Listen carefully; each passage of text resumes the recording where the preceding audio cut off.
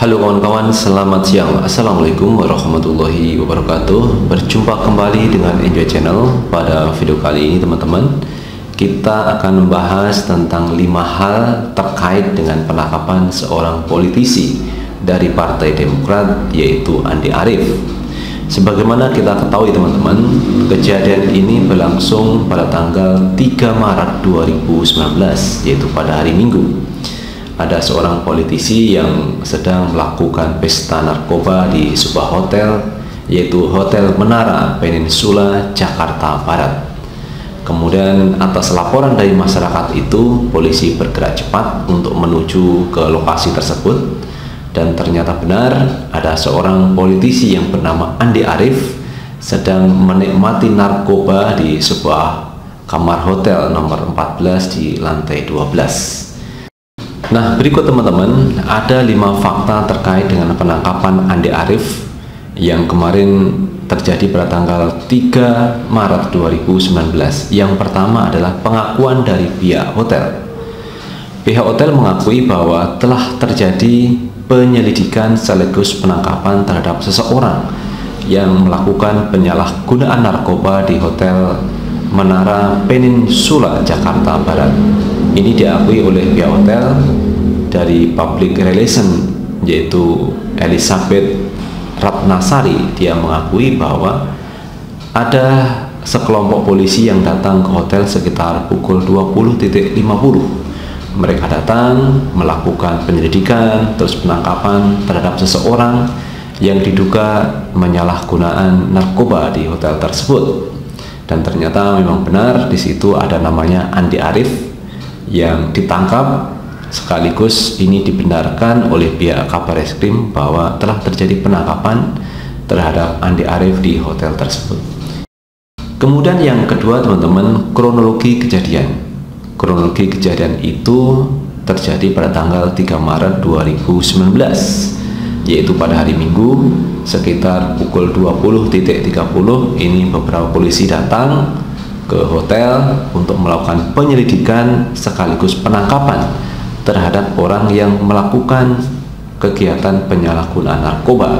Dan ternyata di kamar hotel nomor 14 lantai 12 ini ada seorang yang ditangkap yang bernama Andi Arief yang sedang melakukan kegiatan penyalahgunaan narkoba. Ini adalah kronologi kejadian dari hari Minggu sampai hari Senin, sampai dini hari.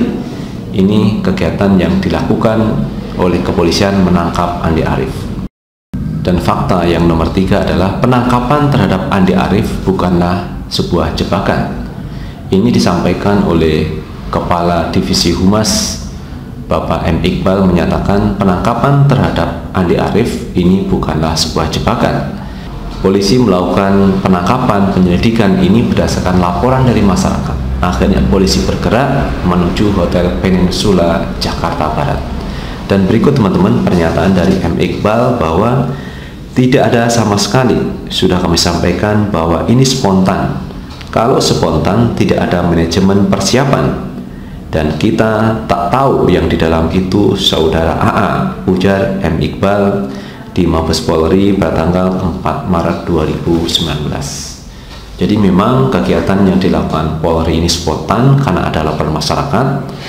Ketika laporan itu diterima oleh kepolisian, maka polisi bergerak ke hotel tersebut dan melakukan penyelidikan dan penangkapan. Dan ternyata di situ ada saudara AA, Andi Arief, yang melakukan kegiatan penyalahgunaan narkoba di hotel tersebut. Sehingga ini bukan sebuah rekayasa, ini bukan sebuah jebakan. Yang dilakukan polisi adalah profesional, kegiatan yang biasa dilakukan untuk melakukan penyelidikan dan penangkapan terhadap orang-orang yang menyalahgunakan tentang narkoba. Kemudian fakta yang nomor 4 bahwa Andi Arief sempat menolak dites urin. Ketika Andi Arief ditangkap di sebuah hotel Peninsula, Jakarta Barat ini, Andi Arief sempat untuk dites urin. Padahal polisi tahu bahwa dia baru saja menggunakan alat hisap sabu-sabu, dan alat hisap itu dibuang di kloset toilet. Tetapi pada akhirnya Andi Arief juga mau untuk dites urin, walaupun sebelumnya dia sempat menolak. Dan hasilnya ternyata positif bahwa Andi Arief baru saja menggunakan sabu-sabu. Kemudian fakta yang nomor 5 teman-teman, bahwa Andi Arief ini dianggap sebagai korban kegagalan pemerintah. Ramainya pembicaraan tentang Andi Arief yang ditangkap di sebuah hotel karena kasus narkoba ini ternyata menuai tanggapan dari Wakil Ketua Umum Partai Gerindra yang bernama Arief Puyono. Arief Puyono menyatakan bahwa Andi Arief ini adalah korban kegagalan pemerintah. Karena apa? Peredaran narkoba ini meningkat di era pemerintahan Jokowi. Karena itu Andi Arief bagian korban dari kegagalan pemerintah. Karena Andi Arief ini adalah sebagai pemakai, sebagai pengguna, bukan sebagai pengedar. Karena itu Arief Puyono menyatakan, yang pasti Andi Arief itu korban dan mungkin pengkonsumsi narkoba, maka Andi Arief harus segera direhabilitasi saja, kata Arief Puyono. Jadi kalau namanya pengguna, pemakai, menurut Arief Puyono ini, posisi Andi Arief ini harus direhabilitasi agar dia tidak bisa memakai lagi, artinya sudah jera, tidak memakai, dan kembali normal kepada masyarakat yang pada umumnya. Itulah teman-teman pernyataan dari Arief Puyono, mengatakan bahwa Andi Arief adalah sebagai korban. Artinya kalau sebagai korban itu dia minta untuk direhabilitasi, karena dia sebagai pengkonsumsi, dia sebagai pengguna, dan bukan dia sebagai pengedar. Karena itu Arief Puyono meminta untuk kasus Andi Arief ini segera direhabilitasi. Nah teman-teman, pembicaraan tentang Andi Arief yang kemarin ditangkap polisi di Hotel Peninsula Jakarta Barat itu menjadi perbincangan publik. Tidak hanya politisi, tidak hanya netizen, tidak hanya media sosial yang membicarakan masalah penangkapan tersebut, tetapi juga dua putra Presiden Jokowi ini turut membicarakan tentang penangkapan Andi Arief tersebut. Nah, dua putra Jokowi itu yang bernama adalah Gibran Rakabuming dan Kaisang Pangarep. Dua putra Jokowi ini membuat komentar jenaka di akun Twitternya. Dan berikut pernyataan dari Kaisang Pangarep. Dia menuliskan tagar "Say no to narkobar", kemudian diimbui gambar dengan narkoba dan produk usaha Kaisang, yaitu Sang Pisang. Kemudian dia juga menulis "Say no to narkoba, say yes to Sang Pisang". Nah, pada gambar tersebut ini memberikan pesan yang disampaikan oleh Kaisang bahwa masyarakat harus bisa menjauhi narkoba, masyarakat jangan membeli narkoba, masyarakat jangan dekat-dekat dengan narkoba. Ini pesan yang disampaikan oleh Kaisang. Karena apa? Tidak ada gunanya, tidak ada artinya kita membeli barang haram tersebut. Yang pasti barang itu kalau kita konsumsi akan merugikan diri sendiri, merugikan kita sendiri, keluarga dan masyarakat. Karena efeknya ini cukup besar dengan kita mengkonsumsi narkoba. Karena itu mesti dijauhi. Dan pesan yang kedua teman-teman, selain menjauhi narkoba, ada pesan bahwa belilah produk saya, yaitu Sang Pisang. Jadi daripada membeli narkoba, lebih baik makan pisang atau membeli pisang yang ia produksi.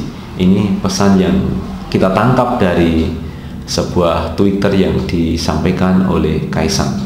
Kemudian Kaisang juga mengatakan bahwa ngapain beli narkoba kalau 25k bisa membuat bahagia. Ini cukup jenaka yang disampaikan oleh Kaisang Pangarep. Nah, tidak kalah dengan sang adik, maka Gibran Rakabuming pun membuat sebuah gambar yang hampir sama, yaitu gambar itu terlihat jenaka tetapi memberi kesan yang cukup menarik. Dia memperlihatkan menolak narkoba dan menyetujui markobar. Narkoba no, markobar yes, tulis Gibran dalam akun Twitternya. Inilah teman-teman pesan yang cukup menarik dari Gibran Rakabuming, yang dia juga menolak narkoba, harus menjauhi narkoba, tetapi dia menyetujui markobar. Itulah teman-teman pembahasan pada siang hari ini terkait dengan penangkapan Andi Arief yang dia melakukan penyalahgunaan obat terlarang di sebuah hotel Peninsula Jakarta Barat dan akhirnya diciduk oleh kepolisian. Dan setelah dites urin ternyata Andi Arief positif menggunakan narkoba. Nah, oleh karena itu kita sebagai masyarakat harus menjauhi yang namanya narkoba, karena tidak ada untungnya menggunakan narkoba tersebut. Dan pada ujungnya kalau menggunakan narkoba maka itu akan merugikan diri kita sendiri, merugikan keluarga, merugikan masyarakat. Karena itu pesan-pesan itulah yang kita tangkap bahwa memang narkoba adalah musuh kita semua, harus kita berantas, harus kita basmi. Jangan sampai terus merajalela peredaran narkoba, harus di stop. Karena ini adalah menjadi kewajiban bersama semua masyarakat untuk bahu-membahu, untuk bersatu untuk menolak narkoba, baik di lingkungan kita, masyarakat, atau peredarannya. Karena apapun alasannya, narkoba akan merugikan diri kita sendiri, merugikan keluarga, dan merugikan masyarakat banyak. Dan terakhir teman-teman, jangan lupa tetap like, subscribe, dan komen di channel ini agar kita bisa membangun channel ini menjadi lebih baik lagi. Sukses selalu. Assalamualaikum warahmatullahi wabarakatuh.